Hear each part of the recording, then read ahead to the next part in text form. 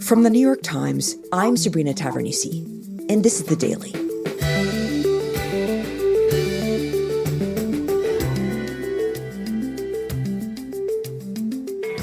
After 148 days on strike, one of the longest in history, writers for movies and televisions will return to work today with a deal in hand that amounts to a major win for organized labor in Hollywood.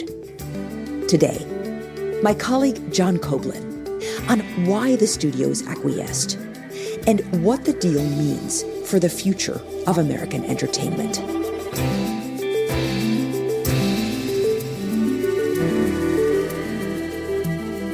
It's Wednesday, September 27th.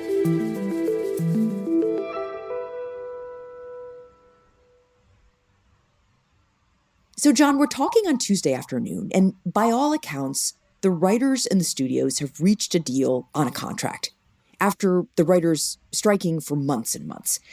And we wanted to come to you to talk about this and, how this deal came about, what's actually in it.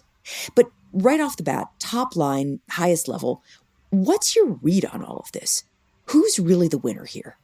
It looks like at this moment that the writers really prevailed. It's funny, when the writers last went on strike, which was 15 years ago, 100-day strike, so more than 3 months.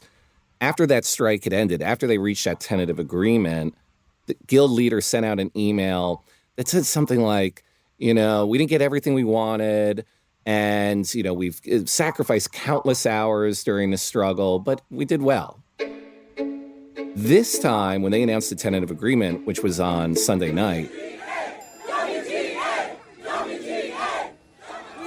just found out there's a tentative agreement on the writer's strike. It might be over. it was like vibrating with excitement, that message.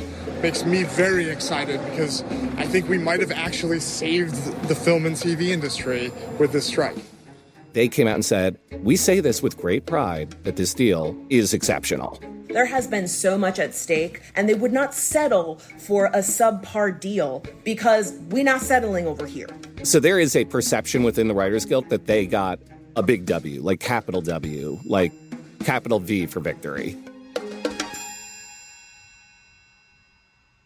Capital V for victory for the writers.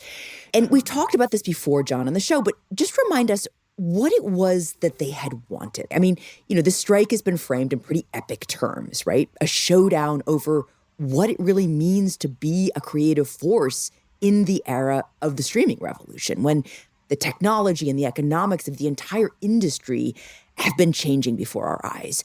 But nitty-gritty, what were the writers asking for? Epic is one way to describe it. Another way they described it was literally, this is existential. This moment is existential. We are fighting for our survival.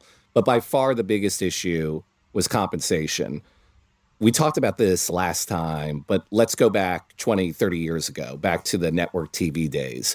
If you created an ER, a big, big hit, hundreds of episodes, even if it ends after, say, 9 or 10 seasons, it's going to live forever. And the reason is it's going to go into syndication. It's going to go into cable. It's going to go into repeats, essentially. And every time that would air on, say, a cable network like TBS, if you were a writer of an episode, you got a check. So that's just money in the bank. You bring that back. Kind of like a royalty. Kind of like a royalty. Exactly. So now let's look at the streaming era.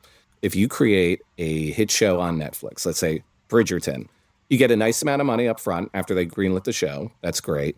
But then even if you have a mega success like a Bridgerton, if you think about a place like Netflix, there's no syndication.